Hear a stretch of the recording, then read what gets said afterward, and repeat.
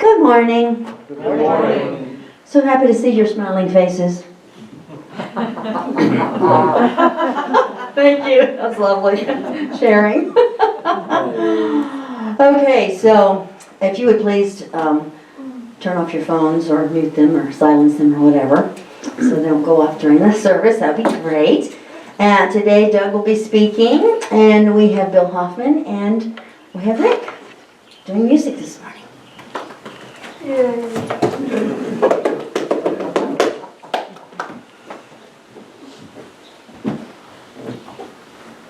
Good morning to everyone here. Good morning. Can you hear me fine? Is the mic on good? Yes, sir. And morning to those that are on the internet. We're so glad you joined us today. Thank you so much. As many of you know, I like to try each time I speak, I try to make it a little light as I start out. I'm going to try it again today. St. Peter's up there, of course, guarding the gate. And a man went up to St. Peter, and he was trying to get entry. And St. Peter looked at him and said, "Have you done anything remarkable in your life?"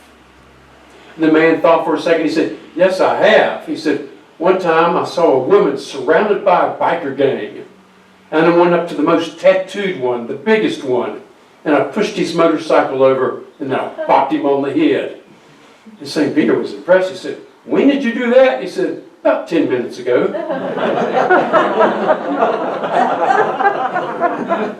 Well, we tried, didn't we?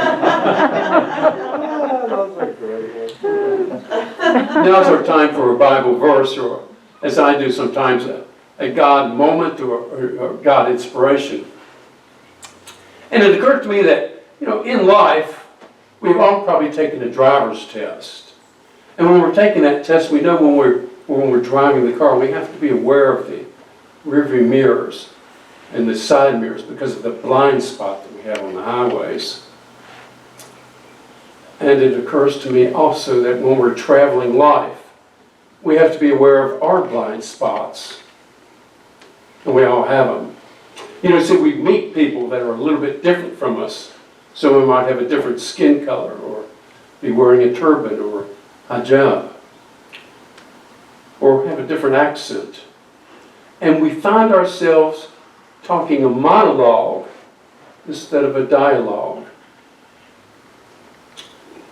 We need to be careful when we're traveling life. We need to look out for this blind spot. What we need to do, each of us, is sometime this week to make an effort to talk to someone and listen to someone with a different viewpoint, a little different political view even, and listen without judgment. Happy driving. Now is the time for our statement of being, and you'll find it on the TV screen if you recite after me. God is all, both invisible and visible, one presence, one mind, one power is all. This one that is all is perfect life, perfect love, and perfect substance.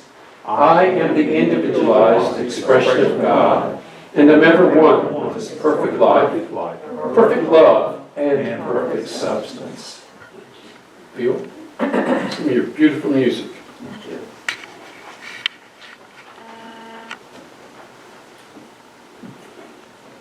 Good morning. Good morning. Speaking of differences, I want to try something a little different this morning. I like playing around with different rhythms, and one of the things I like about Latin America is you got a lot to choose from down there. So I'm going to try to, actually, you all will be the first time I've played it in public. Maybe the last time. But it's called, it's an Afro-Cuban beat to it. It's called Mambo In. Let's see how it goes.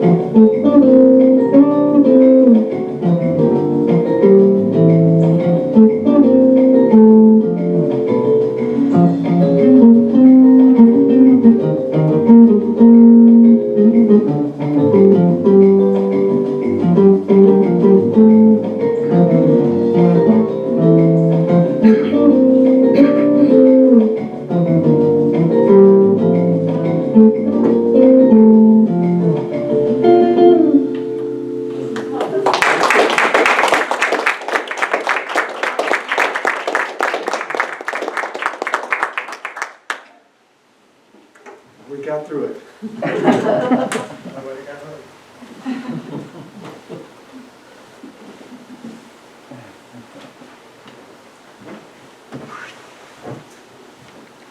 Now's the time for our healing meditation.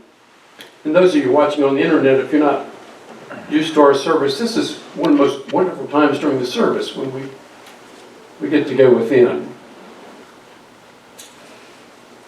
I would invite everyone here to just relax, just for a moment.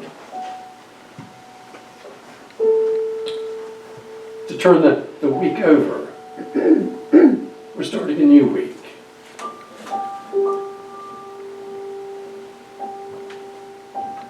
Relax your shoulders,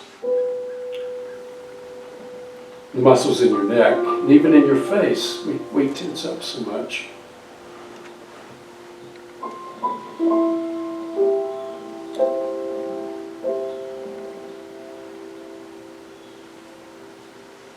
I hear from many people sort of a tone of, oh me, gloom and doom. There's too much going on. How do we handle it all? How do we take it all in? Oh, there's just too much, Father. I've heard people do that. And they forget that Paul was writing in Romans, may the God of hope fill you with all joy and peace.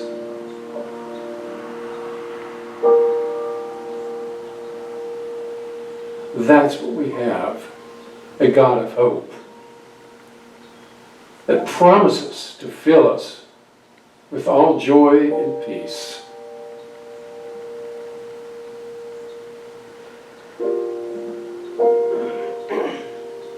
I invite you in this next 90 seconds to 2 minutes to quiet down and in your own voice and in your own heart talk to your Father, Mother, God. Starting now.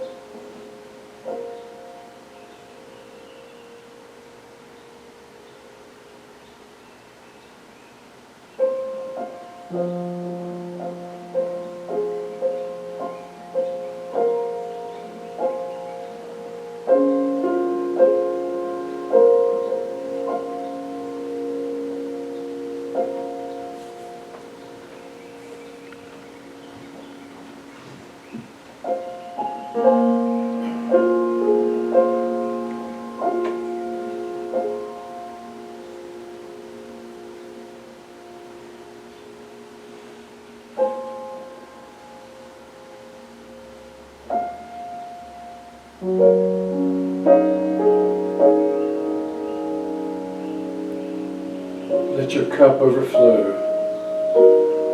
Let your cup overflow with joy, hope. I give you peace. Peace which surpasses all understanding.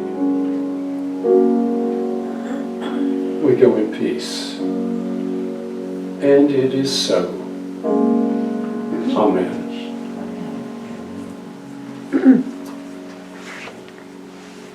If you'll recite with me the Lord's Prayer, this is a wonderful way to pray. Our Father, who is everywhere, your name is sacred, your kingdom is come, your will is throughout the earth, even as it is throughout the universe. You give us our needful bread from day to day, and you forgive us our offenses, even as we forgive our offenders.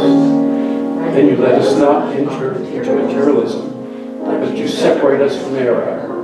Because yours are the kingdom, the power, the song and praise, from all ages, throughout all ages, sealed in faith, trust, and truth. Amen.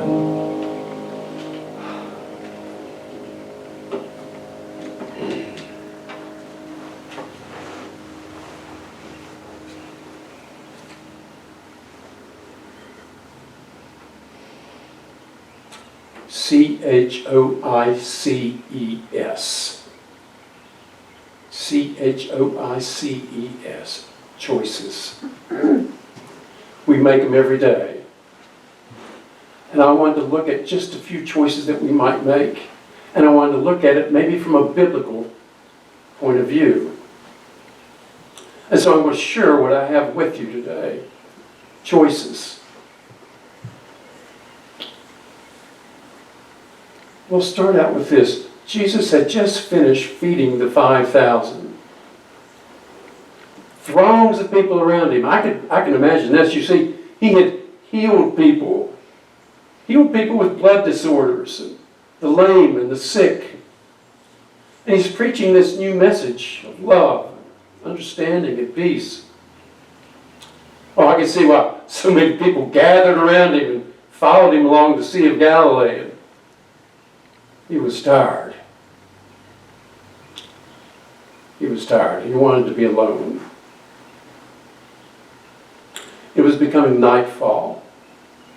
So he told his apostles, he told his disciples, go back to the other side of the Sea of Galilee. Go back to the western side. I'm going to go on this mountainside and I'm going to be alone for a while. I'm going to pray for a while. I need to be alone. I need some alone time. Recharge my batteries. And so they left. Well, the winds picked up. And as they were coming back to pick Jesus up, they had been rowing for quite a while. They couldn't make headway because of all the winds. You've been on a boat, you see how the waves, how the wind can blow the boat about, and you don't make too much headway. And they were rowing like this and trying to make way, and all of a sudden they saw, and they were still out quite a bit, they saw a mirage or a spirit walking on the water. And it scared them, it frightened them. And Simon Peter called out, Jesus, if that's you, command me to come to you. And Jesus said one word, come. Simon Peter stepped out on the boat, onto the water. And I'm going to come right back to that. Who was Simon Peter?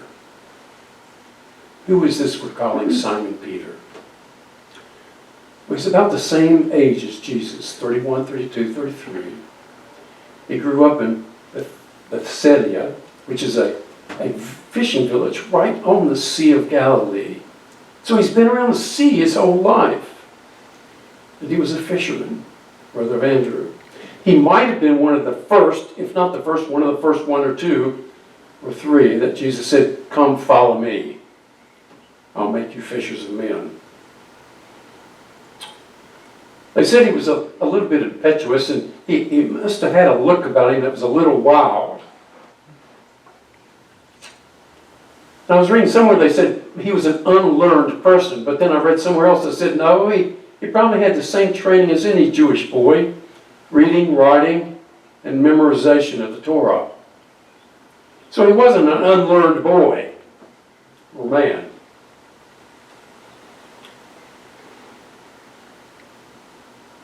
Fiercely loyal was he. And they looked out from the boat, and they saw the Spirit walking towards them.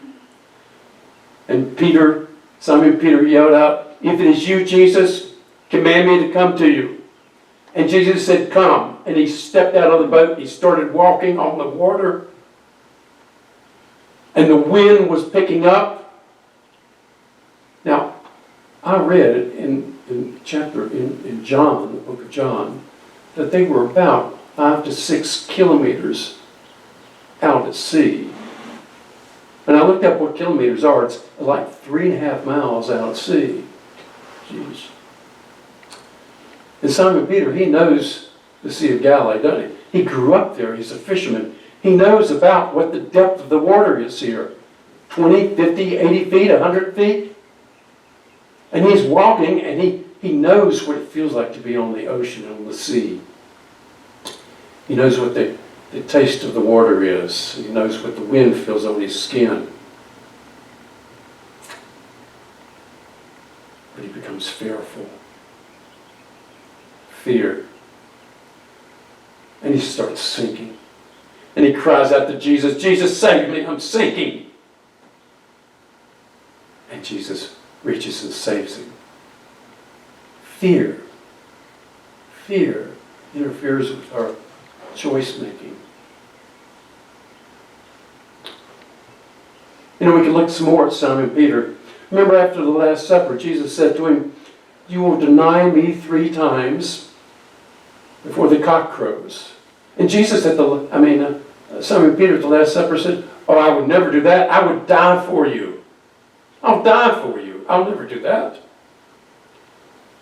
And then later that evening, towards morning, they were in the garden when the soldiers came. And remember, our heroic Simon Peter took a sword out and cut the ear off Malchus, the high priestess's servant, in anger. "I'll die for you." And then the soldiers went ahead and took Jesus on to the high priest's house. And Simon Peter was following along with the crowd.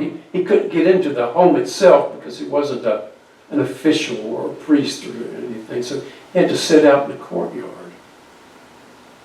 And people out there, they were so interested in this Galilean man. They had built a bonfire out there. Simon Peter was sitting around with the others. And have you been around a bonfire? You know how the light dances on your face, different people's faces as you're sitting around the bonfire? And as the light danced upon his face, a servant woman said, "You were with him. You were with him in the garden." And Simon Peter said, No, that wasn't me. I'm sorry. That wasn't me at all. And then later, as the evening went on just a little bit more, again she said, "You were with him. I saw you with the sword, with Malchus, taking his ear off. You were with him." "Woman, I was not with you. I was not there." And then a number of people around listened to him talk and said, "You know, your accent's giving you away. Your accent's giving you away." And he said, "I do not know this man. I don't know what you are talking about." And then the cock crowed. Fear. Fear. You don't make a choice based on fear.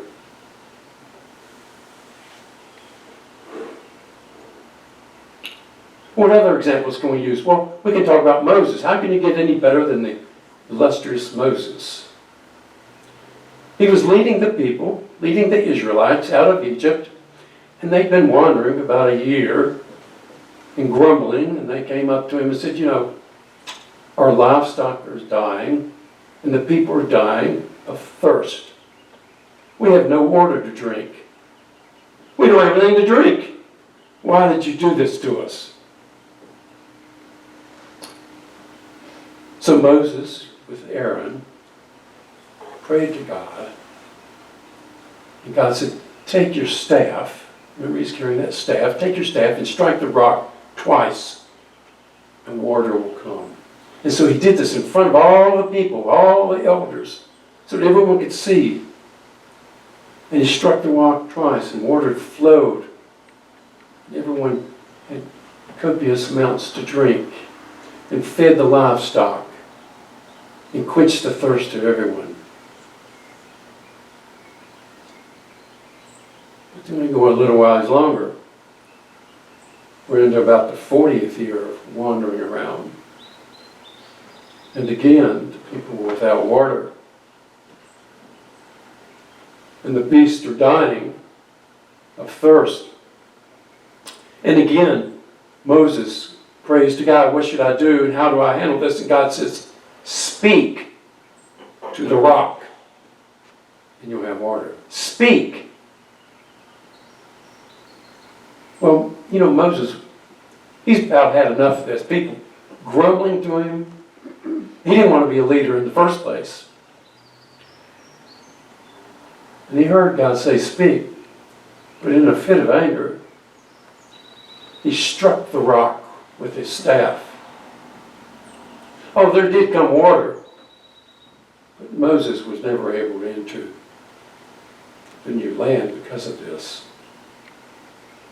He made a choice based on anger. We do not make choices on fear, and we do not make choices with anger.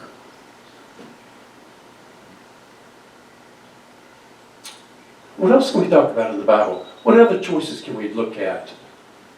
Well, we know David. We know all about David. Some 66 chapters have been written about David. He was the second king of Israel, the combined king of Israel, the monarchy of Israel. He was a wonderful poet, excellent harpist, musical person. He was a leader. He was a warrior. We know about David. And then he had a son named Solomon. And we know about Solomon, don't we? One of the wisest men ever. And the wealthiest ever. You remember, God came to Solomon in prayer when he was taking over the kingship of Israel. And Solomon said, how do I lead these people? And he was trying to pray about it. And he said, how do I lead these people? And God said, because you care about the people, I'll bless you with riches and I'll bless you with wisdom. You know, I was looking, they say if Solomon's net worth today, based upon dollars today compared to back then, he'd be worth $2 trillion. It's more than Jeff Bezos, a long shot. Well, sometimes the apple does fall far from the tree, because Solomon had a son called Rehoboam. At the age of 41, Rehoboam was named king of Israel. Now, Rehoboam has this great lineage behind him, David, Solomon. And Rehoboam, when he was taking over the monarchy, he called, to his credit, he called in the elders. How do I lead the people? And the elders said, well, don't tax them quite as hard as your father did, because Solomon did a lot of building, a lot of construction. Don't tax them as hard, and be kind to the people. Well, he didn't like that. He didn't like to hear that. That's not what he had on his agenda. So he called in a younger crowd, and the younger crowd said, "You're the king, treat him any way you want. You're the king." So that's exactly what Rehoboam did. Raised taxes and didn't treat the people well. And because of that,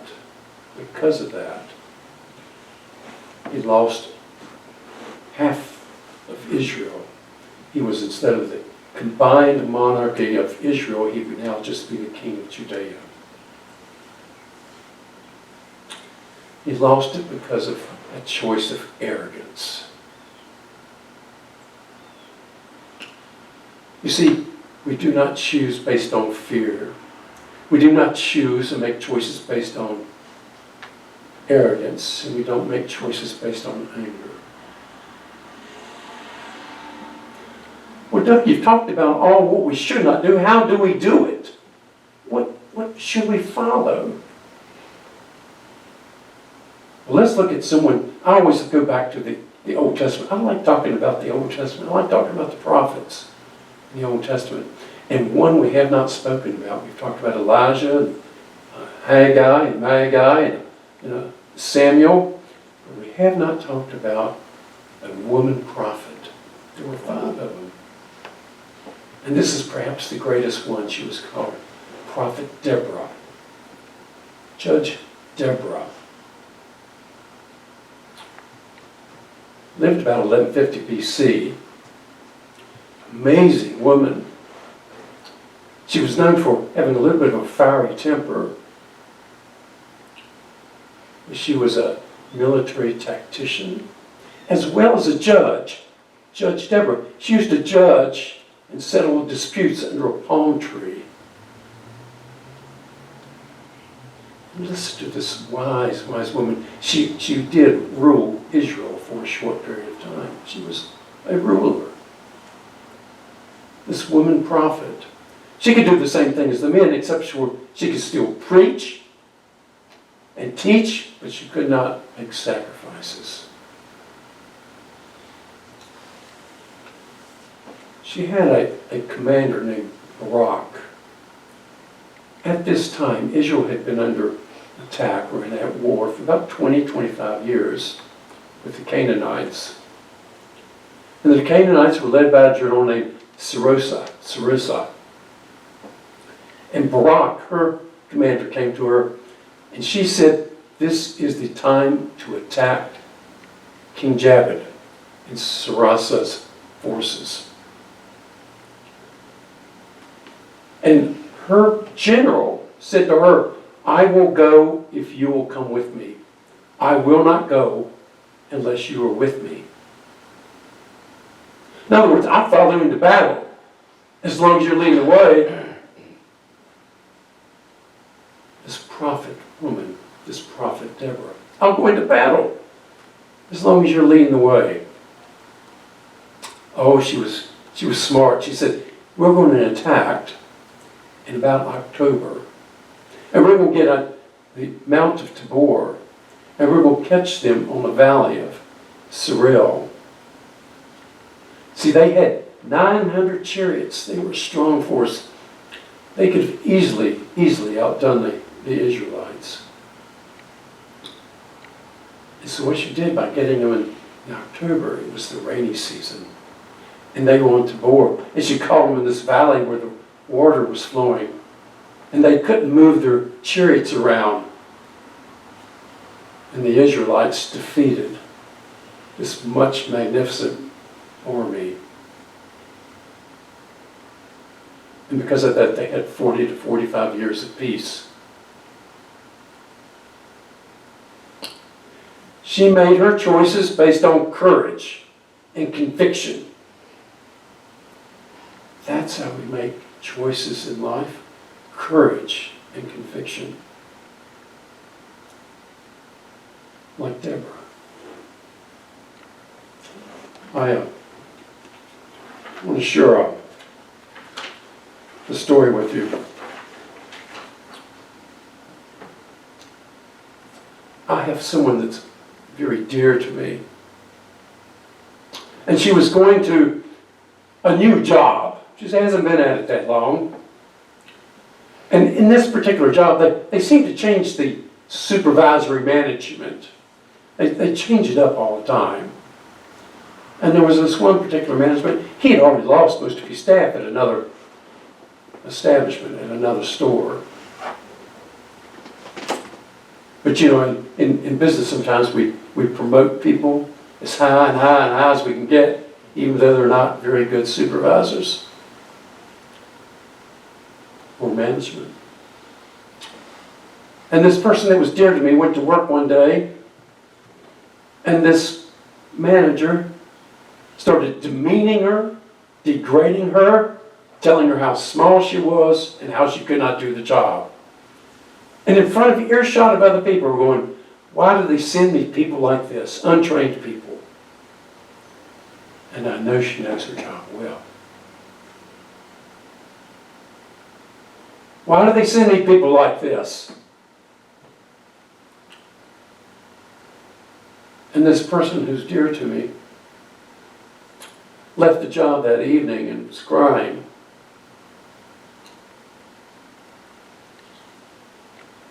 There wasn't much I could do or say, except for this. Listen, she awakened the next morning and decided, made a choice, and said, I know who I am. I know who I am. And I'm not what that man says I am. I know who I am. I can see the divine science principles coming out. I know who I am.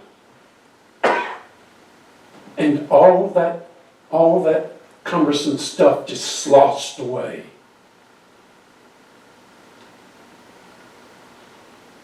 A choice made in courage. I'm going to share another story with you in about October 2016. Her name is Jacqueline Adden. She has a blog, you can look it up. She talks about body shaming, she talks about women's issues, she talks about eating disorders. You see, Jacqueline was at Disney World one year. She was with her fiance. And she was trying to go through the turnstile, at Disney World. And she got caught in it. And everybody was laughing at her, and having a good time pointing at her and everything. You see, she was really heavy, obese. And she tried to laugh it off. I'm just going to laugh that off. She ran to the bathroom and cried her eyes out. It hurt. She'd been made fun of and laughed at over and over and over. Well, she made a vow to herself, I'm going to go to Jenny Craig. So about 2 days after that, she went to Jenny Craig. She said, I have not weighed myself in 4 years. I'm going to weigh myself. Because, if I don't know the weight, it's not really true. I could just dismiss it. She weighed herself 510 pounds. She couldn't believe it. How did that happen to me? She used to like to go to sports events. Well, they can't anymore. They used to like to take airplane rides, commercial rides on airplanes. She couldn't anymore because she was too big for the seating. She even said she couldn't put her hair up in a ponytail and take a blow dryer to her hair because she couldn't lift her arms to do that. How did this happen to her? She made the choice, I'm going to change.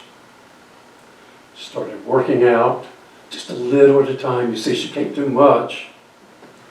2 or 3 minutes those first weeks or months. She couldn't even walk to the car without getting out of breath. She started eating better. It took her 2.5 years, almost 3 years. She lost 350 pounds. She's down to 160, something like that. And she's at the beach with her fiance. She's got a wrap on like she always wore, but she said, I wore a one-piece bathing suit that I always wanted to wear. And I took it off. I wanted to go down to the ocean. And she lost all this weight, but she still has a lot of loose skin on her, as you can imagine. It's not very sightly. And she said, I took this wrap off and I started to walk to the beach, and a couple over here beside me started laughing and pointing at me, at the skin hanging from me, even though I was only 160 pounds. And she said, I almost stopped, almost started to run away like I used to. But she said, I didn't. I made a choice right there. I'm not going to let someone else tell me how I feel about myself. I know who I am. I know what I've gone through to get to where I am now. And she went into the ocean. She said she had the best day of her life.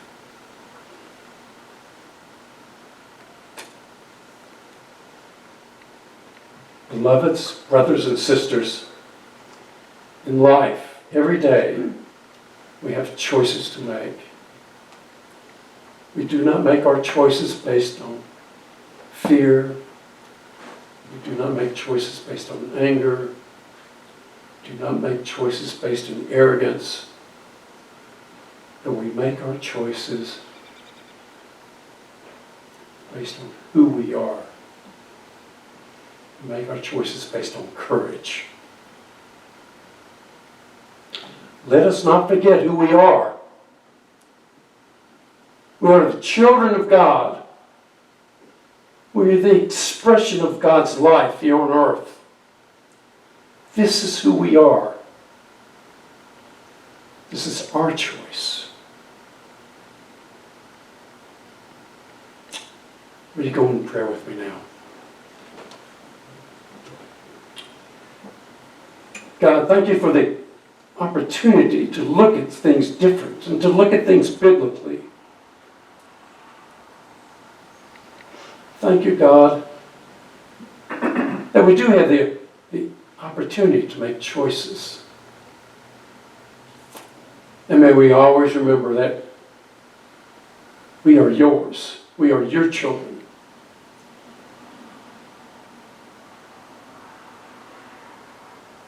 We are your expression living. In Christ's nature, amen.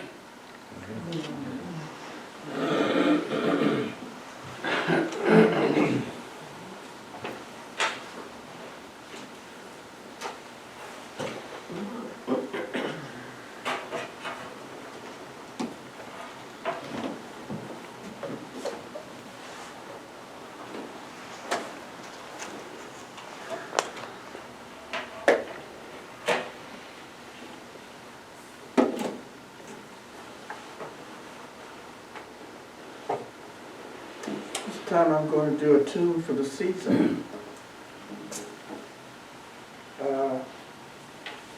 Autumn Leaves.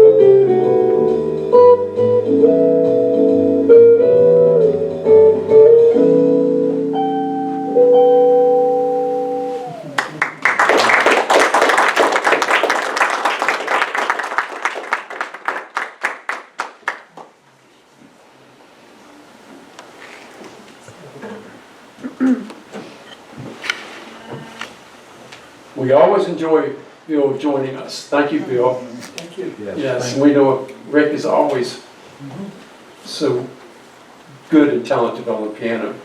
If you're at home and you're watching us on the internet, this is our time during the service where we take a moment and we give back. We give those gifts back that we've been given. This is the time we call Blessings of the Gifts. And if you see that page at home, it has a donate button if you'd like to hit that too. We would appreciate it. And thank you for those that are in the congregation sticking to the mask policy. That's appreciated also. Now, if you'll follow me on the TV screen, we'll say the blessings of the gifts. Today, I acknowledge God, omnipresent, as the source of all good, as the source of my good. With this acknowledgement, I accept His will, which is abundance in every aspect of my life. I release all thoughts of lack and limitation, and I am open and receptive to the increased flow of abundance to me right now. I joyfully accept the gifts of life and give freely of the special gift that I am. Through me, God omnipresent blesses and multiplies this gift for all. Thank you, dear God. And Jan is going to come up and give us a few I'll be right there. messages or pointers. Be right there.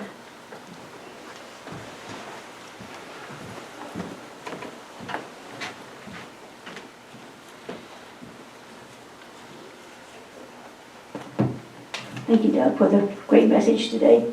Very much needed by me this morning, so thank you. Thank everybody for being here, and I want to thank everybody like Doug did. Thank you for following the rules and wearing the mask and everything that we're supposed to be doing. So we're going to get through this, and sooner or later we're going to be able to hug everybody again. I think I missed that more than anything else. So anyhow, but it's all going to be just fine. Today is birthday Sunday, and the only birthday I have for October is Jenny. Does anybody else have an October birthday that I've missed? Oh, Teresa. Well, I like her. Great. So, as you know, we're not singing happy birthday, but Rick's going to play happy birthday. So happy birthday, Teresa, and to Jenny, wherever she is today.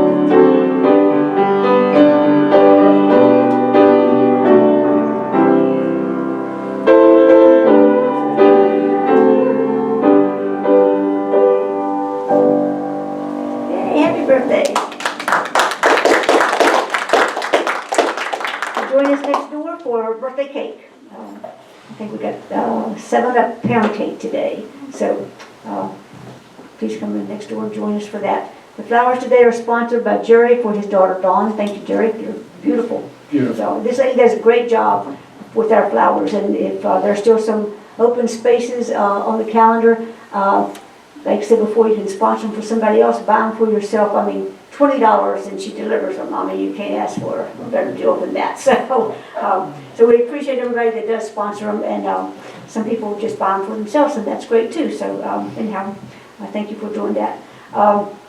Let's see, the prayer list is over here at the basket. Please check and get a handful if necessary, because there's lots of names in there. Also, the donation basket is over here. We don't pass it around anymore. So just the basket, both baskets are over there, so please check them out on your way to get coffee and cake or out the door or whatever. So we appreciate that. We've got a lot of people that are going through a lot of issues, health issues, and a lot of people on the prayer list, so we ask that you please keep all those people in mind and take the names and pray for them. Also, let's see, Blessing of the Animals next Sunday without the animals.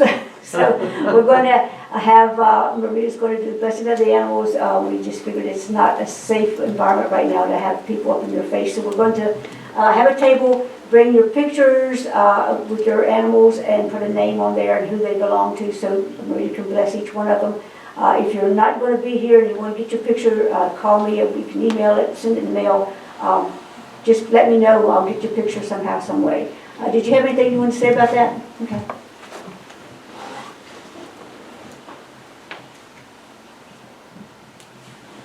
So everybody can hear me. I'm half removing my mask. Yeah, we will have the pleasure of having lots, I hope, of pictures of beloved pets and who their owner is and what their name is, so that we can bless them, certainly. And I also wanted to add that this coming Friday evening we're going to have an IONS meeting. We're going to have a Zoom presentation by Joan Fowler, and she was a graduate of West Point, an engineer for some 20-odd years, a very successful career. She left it to become a healer. And so she is an experiencer. She will be a person who will be most interesting to see and listen to, and of course we can ask questions, and I know she'll be happy to answer. Great. I know she was supposed to be here to speak way back the first of the year. Yeah, everything happened. got COVID just before she came. God bless her. Yes. So she's been through it. She knows what it is about. But I also wanted to take this opportunity to share with everybody that my 4 wonderful children came this weekend to do no less than plant 35 evergreen trees for me in the backyard. So we have a whole fence there will be a fence of evergreens, and fertilize and set up no less than a watering system so that they will be watered and will survive. And my son replaced some siding on the porch, and they did clean gutters. They were absolutely magnificent, and I am so grateful for these wonderful people here. Woo!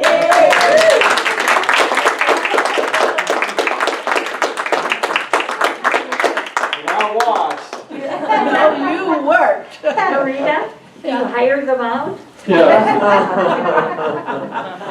Now they're not coming back to what, next fall?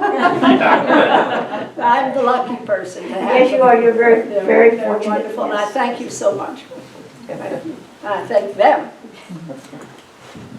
Very fortunate to have the whole family at this church, and they've been a very blessing to this church. And Marita is just, as a leader of this church, she's been a big inspiration to me. So I wouldn't be here if I hadn't came one time and decided to stay after somebody tried to get me here for like 6 months and I wouldn't come. So it's kind of like Jean Burdett. She said the other people belonged here, she didn't. So but the other person's gone and I'm here, so anyhow.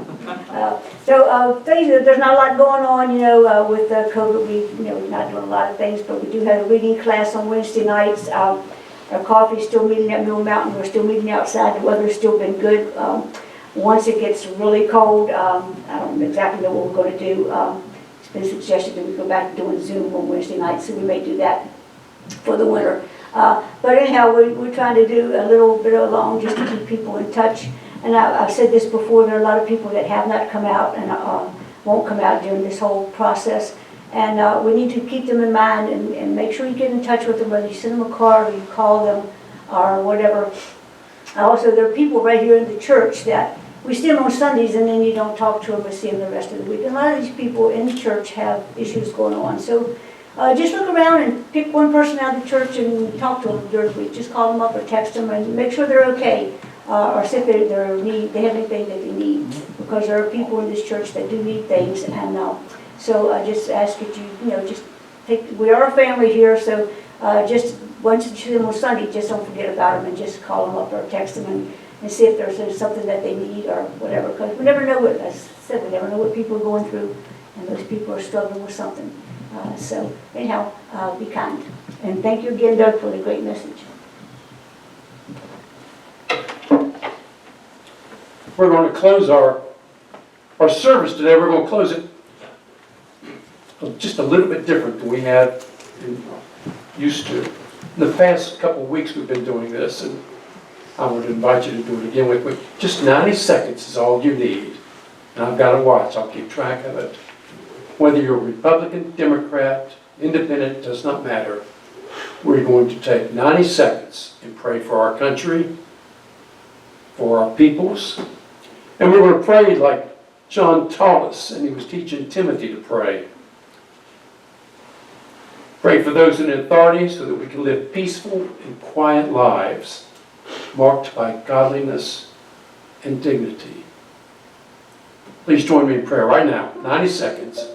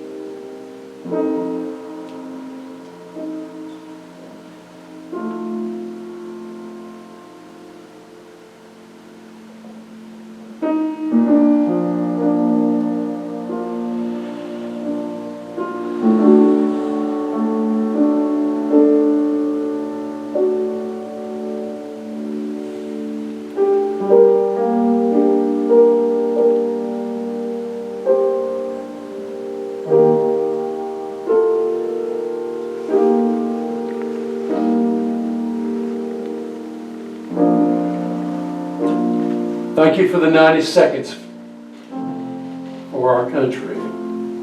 God bless America. Go in peace. God bless you.